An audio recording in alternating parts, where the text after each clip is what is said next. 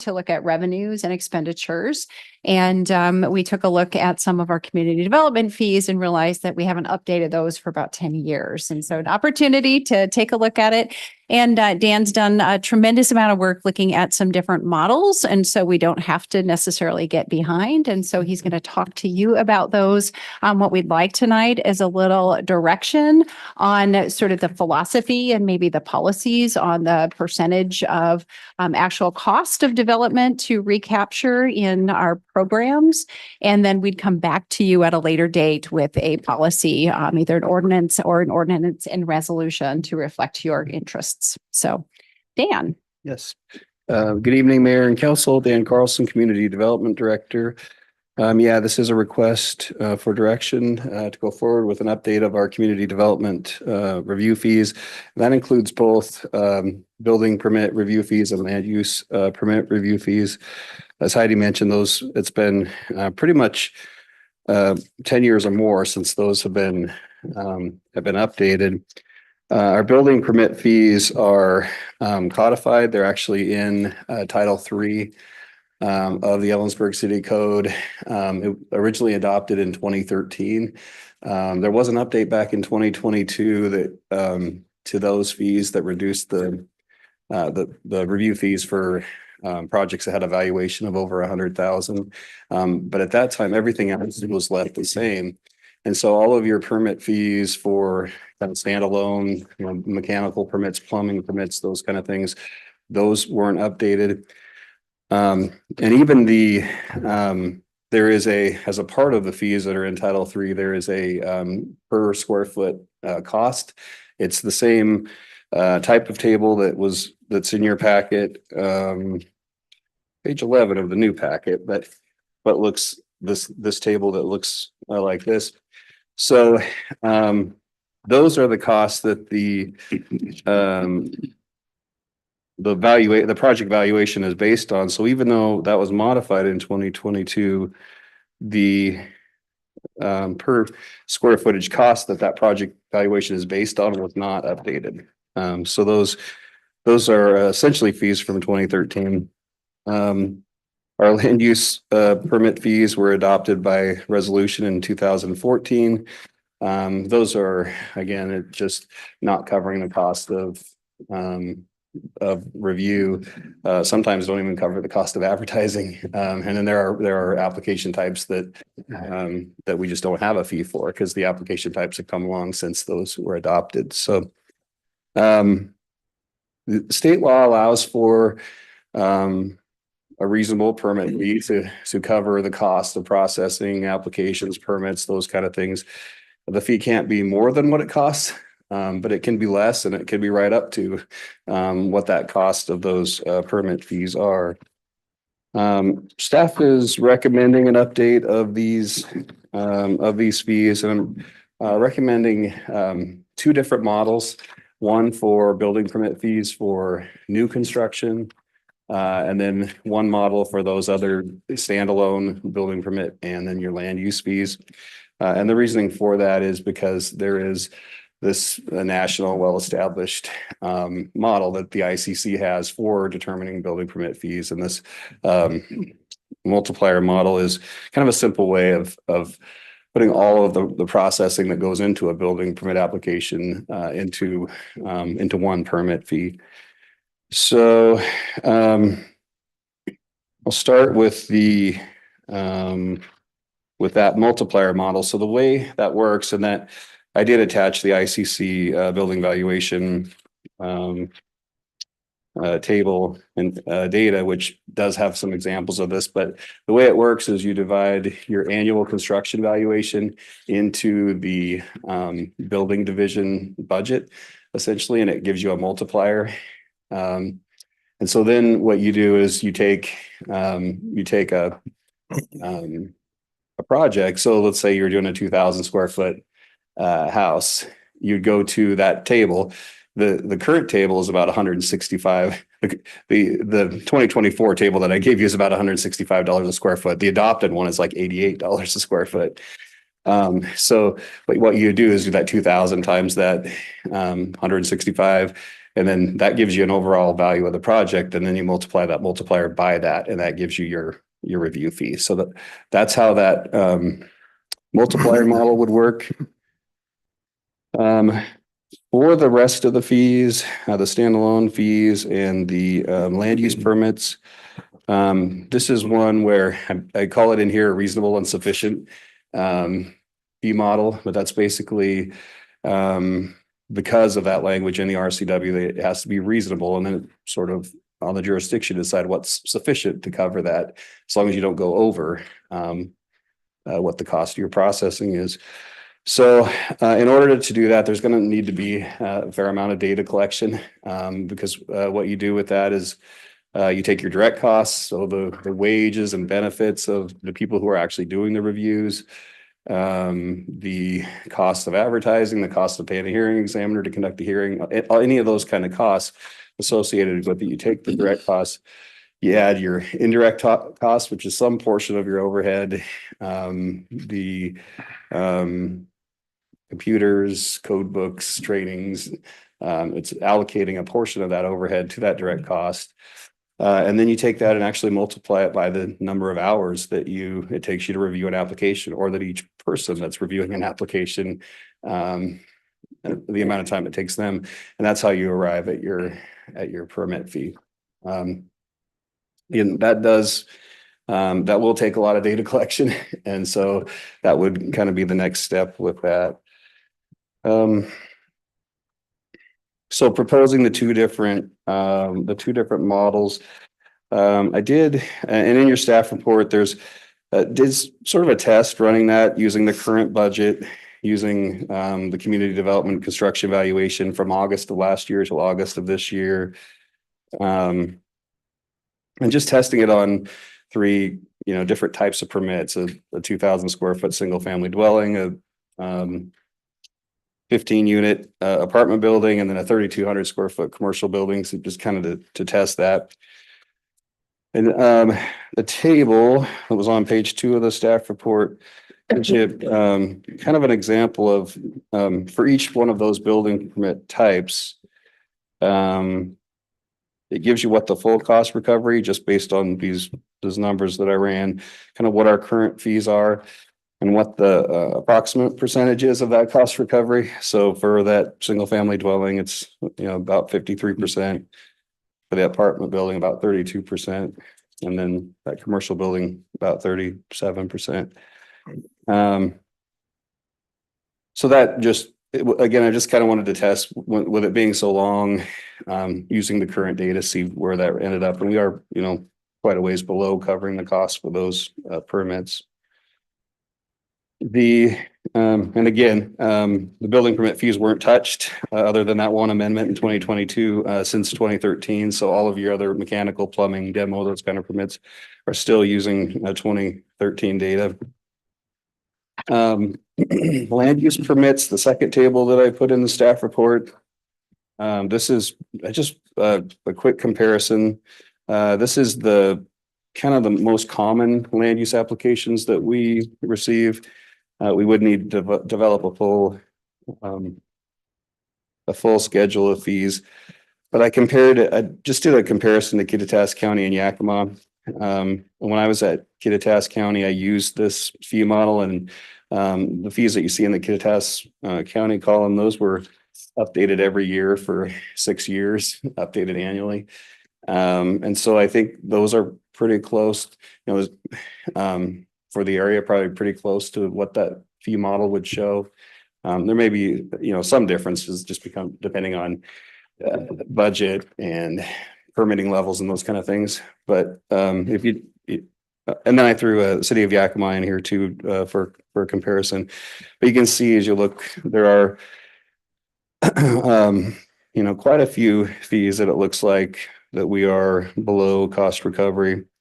And so again, that would be about collecting all the data, trying to find the true costs that are associated with all of those permits, and then doing that update.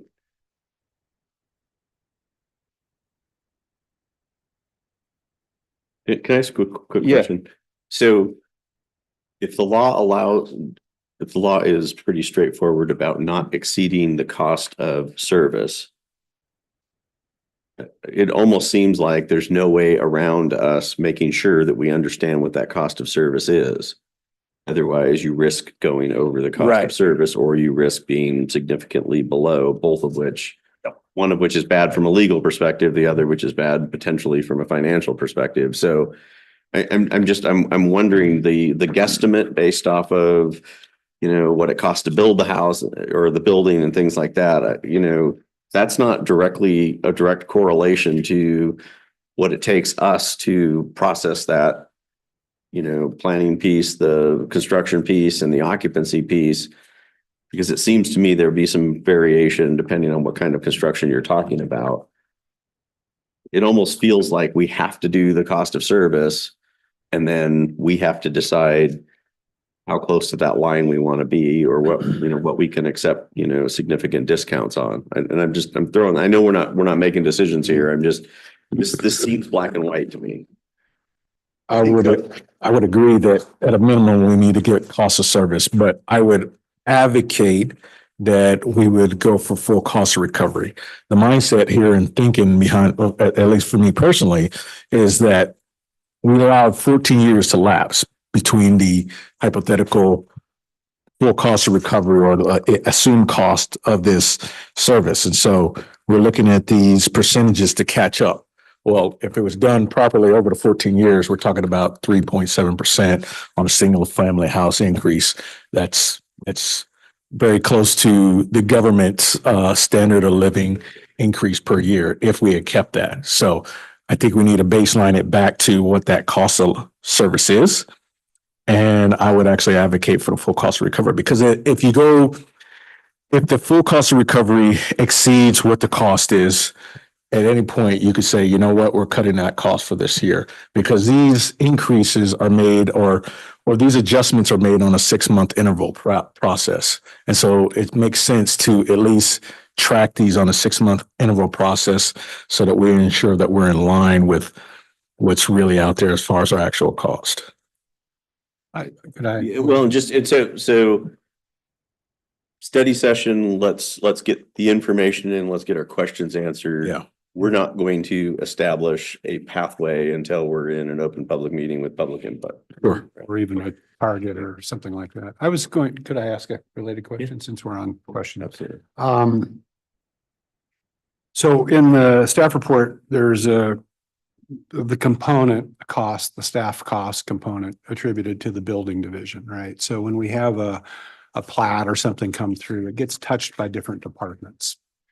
Does this cost under the full cost recovery idea, does it capture all of that, or just the cost within, say, which I imagine is under community development? That's kind of, I mean, for example, Public Works, others, is that cost captured in any way, or It would could be. But in the model, is it in currently? the, In our current? in the new construction model, or in the, Well, how, I guess the way I characterize it is how are we capturing those fees currently? I mean, whatever we're charging, and I see it's lower than cost. yeah, right, and these are just community development. That's, I guess where I was going with it is, are we focusing, I know we need to focus heavily, if not exclusively, on community development related costs, but if we're talking about what RCW allows for cost recovery, we also have other department costs involved, right? And we're not capturing those at all in any Not direct way. currently. Yeah, Not I guess in that's an open community. question. Well, I guess I would understand that when you put a new home in, you're paying like connection fees to water, sewer, you're paying the electrical utility, you're paying the natural gas utility Well, that's my for question. those Yeah. services. And in some way, you're buying into the infrastructure. So there is sort of an impact fee associated with connection fees. That's, I guess, where I was going with it. I assume that we're capturing some of that somehow, but Yeah. I don't know if there's been kind of the COSA analysis related to all of that, off topic, but the other question I was going to ask is when you were at the county, you mentioned that the county model updates annually. Is that indexed to like a CPI or something specific, something that can be predicted or at least easily updated, or is it something more unique or specific to Yeah. buildings? We did the update annually using the same formula. So we basically we would use that August of 2024 building valuation data, and then would use that most current construction valuation and set a new multiplier for the new Okay. year. Well, contrast it with our system, our rates, which as you pointed out are years and years old. If we had simply indexed our rates to the CPI, they would have been updated automatically, but they may not have correlated to the building cost, but they would have at least followed CPI. Is that not a reliable? I mean, I guess the I other haven't question. looked at it. I don't know. Yeah, I was thinking whether or not it makes, from a staff workload standpoint, I was wondering how often the model is updated. Does it need to be, like as you're describing, done every year? Or can it be done once every 3 years with periodic CPI? Yeah, and we did it annually, and it got easier. That first year Okay. Okay. was really tough, but the updating process got easier, and the changes became more incremental. So it was changing with those costs of permitting and the different permitting levels. So I would be really cautious about us picking an arbitrary number because No, I know. with the state's new energy code, CPI has nothing to do with how long it takes us to evaluate whether or not a proposed structure is meeting the energy code, and the inspections are probably That's- significantly increased. And also, you have to understand that, in theory, we should be looking at processes and technologies that simplify some of the processes. So you could have the actual cost of our evaluation go down, even if you had an increase in labor cost and fuel costs. Yeah. You have to, it has to be factored that yeah, carefully. I understand that. Just say I CPI. understand that, but Yeah. the component, the only way that works in any sense, and maybe it doesn't work at all, but at least it relies on regular detailed analysis, deep like COSA analysis. And we don't do that every year in our utilities. So that's why I was thinking if you're by policy updating through that deep dive every 3 years, for example, you could use CPI and you'd be close. I guess my other general thought about this is I understand that there's a functional relationship to the valuation of the building that's occurring and the effort, but the reality is that our costs in terms of staff are largely fixed cost, right? So if there's a downturn in construction, there'd be a downturn in permitting activity per se, but and therefore revenue. But the staff, unless we shrink our staff, we've got costs that are sunk. So you know what I mean? I mean, if the building trade slowed significantly, whatever valuation we do based on actual activity is going to suffer, and we're going to still be carrying the cost of all the staff. So I'm not quite sure if it's the cart before the horse. I know we have to have a metric, but it doesn't seem like it would adequately consider spikes either up or down, or at least down. That's kind of one of my thoughts. I don't know if it.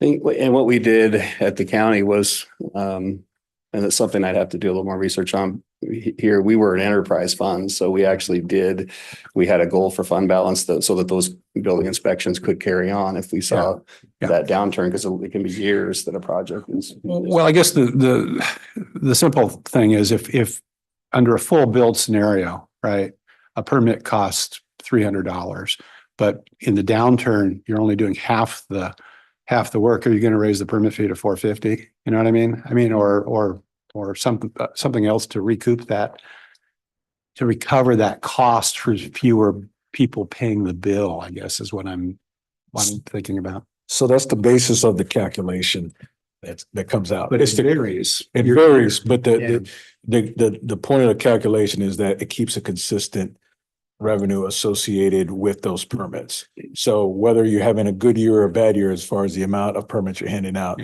you've got at least an account balance associated. Now, we can have partial decision on if we have a surplus year to offset a low year or something like that. So you have the carry forward funds associated with that. But this maintains at least a balance that keeps some consistency for leverage growth, for inflation, those kinds of things. So Yeah, that's. I think it works well. Maybe part of the direction that we provide back to community development is that we're interested in, if we go the cost of service model, that you know, if it's on a 2 or a 3 year cycle, that we're using something safe in between those years, or that we're accepting the fact.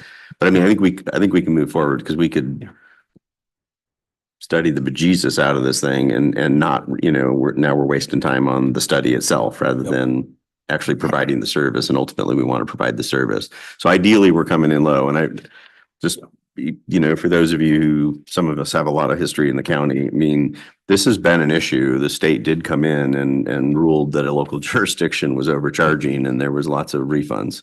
Wasn't the city. No. So wasn't the city of Ellensburg anyway. I've got a quick question. Last year, what was the, say, all accumulated fees? How much revenue was that? Just to understand like how big of a number collectively we're looking at. That I don't know. I'm not Just sure- total revenues from fees. Don't know. I'm not sure that I have that. Okay, right here. that's fine. So were you done with your presentation? Or was there anything I more? think the only, you know, I think we're kind of touching on that as a part of the discussion, is that I was just gonna say that, you know, we would, there's gonna be some kind of sharpening of the pencil. The numbers that you see were a test. So there would be all that data and that would need to be collected to really show that true cost. And then I guess the other thing is we can decide or you can decide what percentage of the budget is covered by fees. And so, and I had mentioned in the staff report, you know, housing, we don't want to discourage housing. So, you know, maybe that it's a lower cost recovery for a housing project. At the county, we did, we had some like stove permits where people were getting stoves that were better air quality. Hope Source was helping them, and our permit fee would have been higher than the stove itself. So there were some things where there were policy decisions that were made to, so that, I think those were the two things, really, was just that, you know, we'll need to do that study to get the accurate data, and then, you know, what percentage of cost recovery can be set. And then the idea would be that this is adopted by resolution. We make some code changes in Title III so that it references a resolution, so it's easier to update that on a regular basis. So I guess that's where I was going to go with my question is, you know, for the council, what are the things we might want to discount? Because I mean, we have an affordable housing policy that's kind of works against it but on the other hand, that's most of what we build, I think, is housing. So are there any strings we could attach to that sort of thing? Or I also noted the daycare facilities is something that we have subsidized in the past, and we want, but can we say the fee is discounted if you provide a certain amount of affordable slots or something? I'm just, it sounds like we have a lot of leeway in terms of to stay under, but that means that the general fund is subsidizing community development, and to whatever extent we Right. discount, right? Right.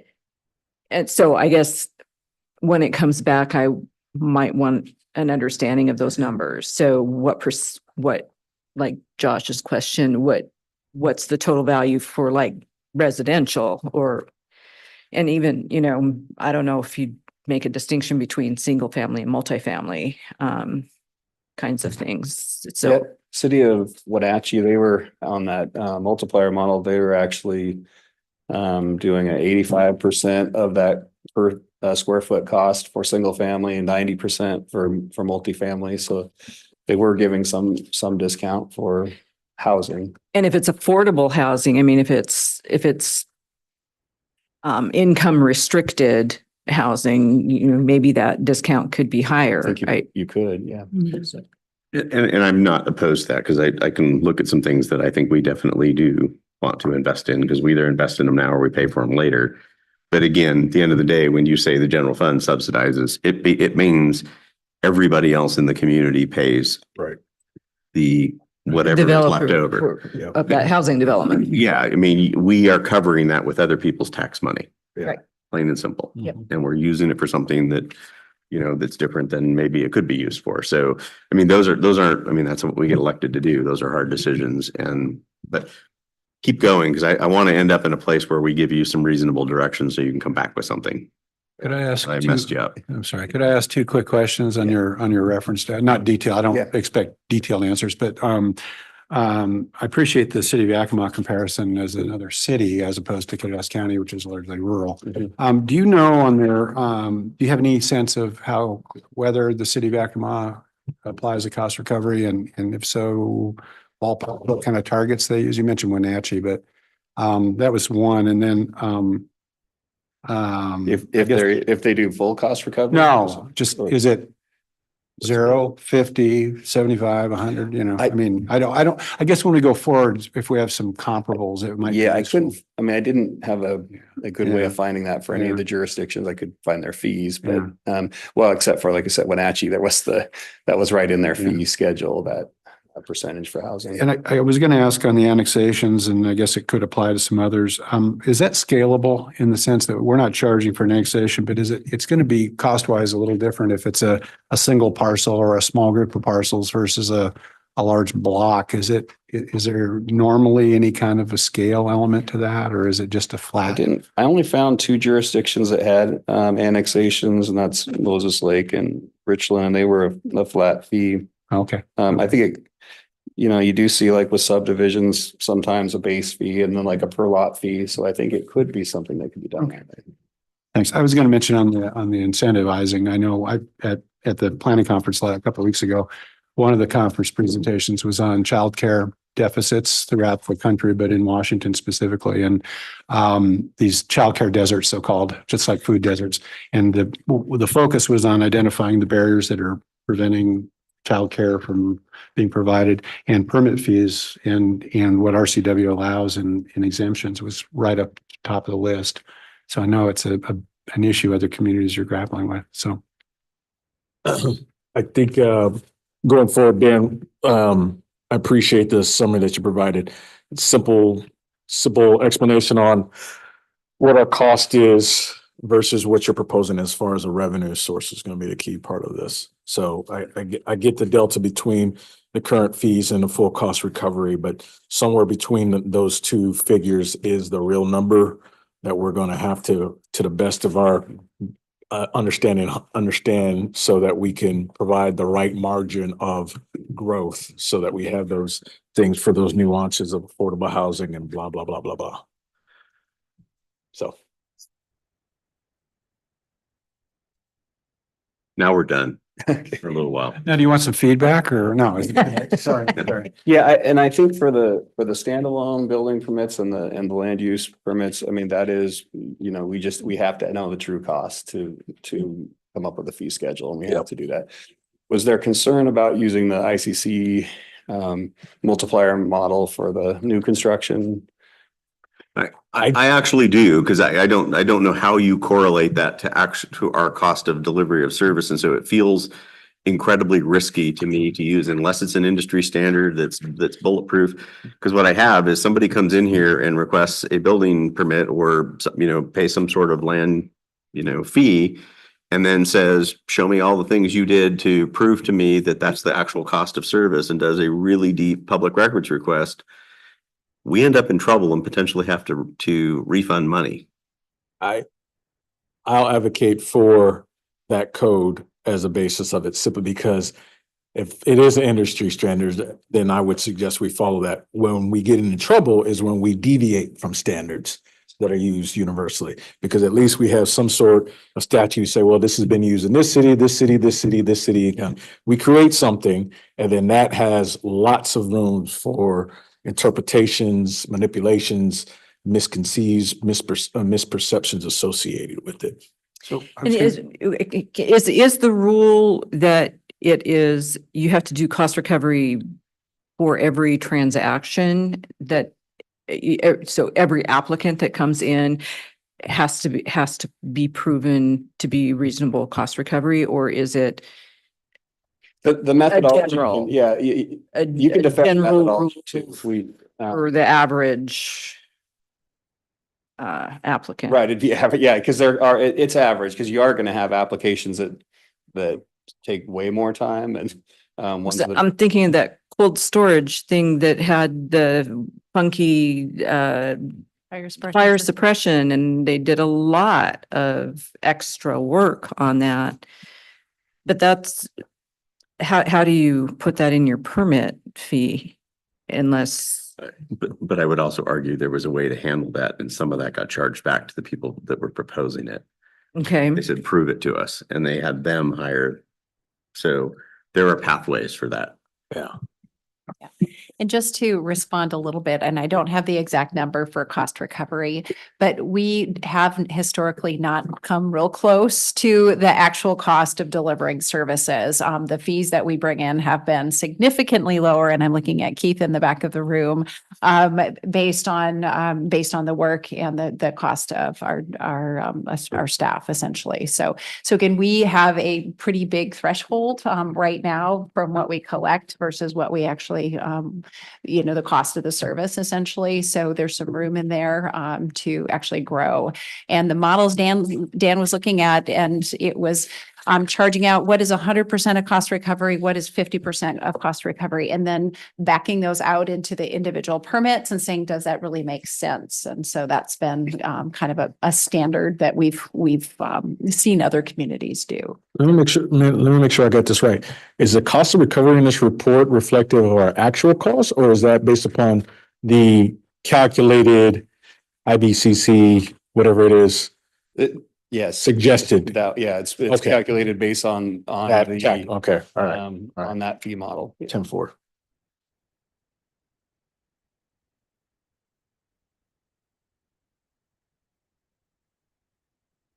Yeah, I guess I would ask a similar question. I don't want to get into the weeds on this, but this 75, as it states in the international code, the assumption is that the building department expects to cover 75% of its budget. It says under the example, at least the example. And I assume that's kind of a standard methodology, but does that sound like again, we're not trying to nail down a number, but is that sort of where we think we would reasonably end up? Well, yeah, that's one of those policy decisions at the county. We did it at 100%. That's how we calculated that multiplier model. So it's not, I guess my question was customary question mark. I mean, it probably isn't. Yeah, I don't know. Yeah, I don't. Yeah, okay. but the building department is different than community development Right. Yeah. in terms of what percentage. I mean, all of the building department employees just do building permits, right? They do They- code enforcement. Well, So. Okay, That's so active code enforcement. Yeah, that goes back to my- Nothing To do with the permit. that goes back to my first question about differentiating between the building department and all the people that touch permit applications in community development, for example. Right. No, but I think what she's saying is understand that the building department gets involved in things that don't have anything to do with new construction. Well, as that too, sure. right, so they shouldn't be charged. So whatever percentage of their Yeah. time that is should be discounted That would from be taken out of the- that. Yeah. Right, When okay. you're Yeah, that's dividing good. that, when you're dividing that, annual value, construction valuation into the building division budget. Yes, you don't want to double dip. So the amount of revenue that's coming in with your standalone permits, that needs to come out of that, before it goes in there. So you're not getting cost recovery both for building, for the new construction and for the standalone permits. I was going to ask, you were at the county when they updated the fee structure, right? Yeah. So once that was adopted, which I think back on, it must have been quite a lift for the commissioners, right? What was your experience in terms of the impact on the building community? Because I've been on this council for 13 years, and I think ever since day one, and even before that, when I was on planning commission, it was the constant theme was it cost too much to develop in the city of Ellensburg, right? Well, we see it actually costs more to develop outside the city of Ellensburg, if these fees are an indication.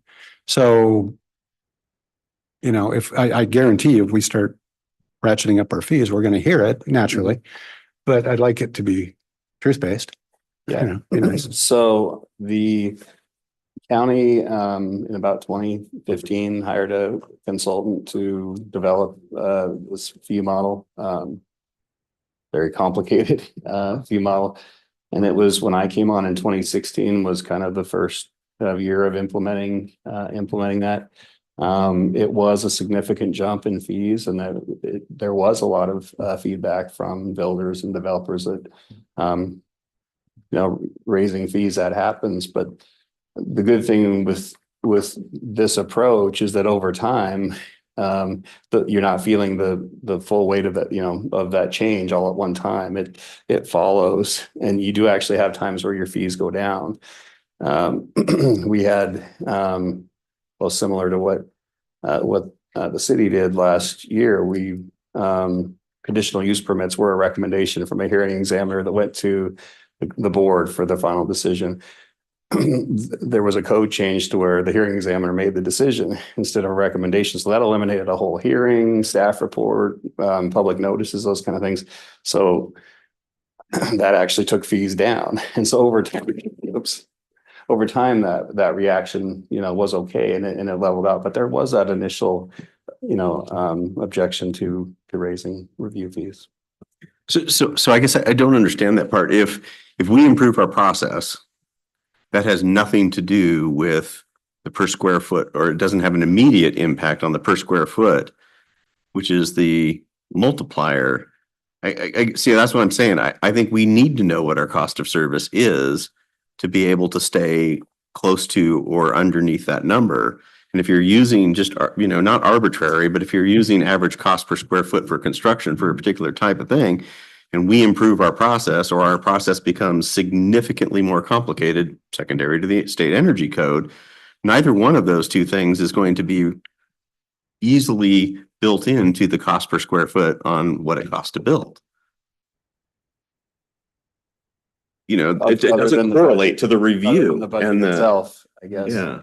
So I'm really nervous about using that, because again, in my tenure in this in this community, we have seen local government be told that your fees are not justifiable based on what you were charging, and there were significant refunds. And I don't want to be in that position. I don't want to be charging more than we're supposed to charge.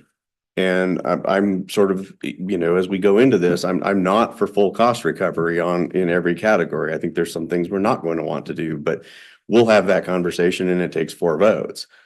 I think my direction back to you from the council's perspective, and I see if we can kind of build a little consensus here, is, I'd like to have both options brought back to us with a reasonable explanation as to the complexity of maintaining the system once we put it into place. I'd like to know, hey, has this been challenged in other communities? If it has it stood up? Because that makes the IBC or the ICC model more attractive to me if it's been challenged and it wins. But I have a hard time, because I understand the process, and behind the scenes, there are things that we do that don't correlate to square foot costs for building. And square foot costs can vary a lot between buildings. Well, hurricanes make the cost of, sheeting go up extraordinarily. Yeah. Well, I'm just saying, my simple little box that's 1,000 square feet might be someone else's palace. It depends on the finishes you choose. So from council's perspective, are we interested in multiple methods, or are we to the point where we want to see a specific method? And do you guys care about sort of the maintenance cost of whatever we put in place is going to cost something to maintain? And I'm interested in factoring that in when we decide what method we're going to use. Yeah, I agree with you. We got to look at the multiple methods, because we got to figure out our actual costs. There's nothing wrong. All we're doing is asking for more data to be able to make an informed decision. And that is our responsibility. So I agree with you in that. What other things would you like direction on to come back to us? Nothing that I can think of. We can looking over definitely take a legal. look at kind of what that looks like to flesh out the full costs for new construction as well and see what that looks like. Right. I was going to ask from a staff perspective, what do you anticipate the timeline being beginning to end before adoption? Is this a 2025 priority? Or will it take longer or not to walk through all the pieces? Right. Well, I was thinking, using these models would be sometime early 2025 for, 2-3 months. I have to do a little bit more research on the costs, but the goal, and I think the goal with doing this kind of model would be that the start of every year, you're having your fees adopted so that A resolution. you have that revenue as part of your budget. Should we be covering anything else? No, I appreciate, I think we all appreciate hearing your concerns and what they are and appreciate the questions. And so I think we have some work to do and we can bring something back to you looking at a number of options. Thank you. So, yeah, thank you. Council, anything else? No, very good. Thank you for the information. Thank you. And thanks for stepping in at the last minute. Yep. Okay, we're going to adjourn the study session. We'll begin again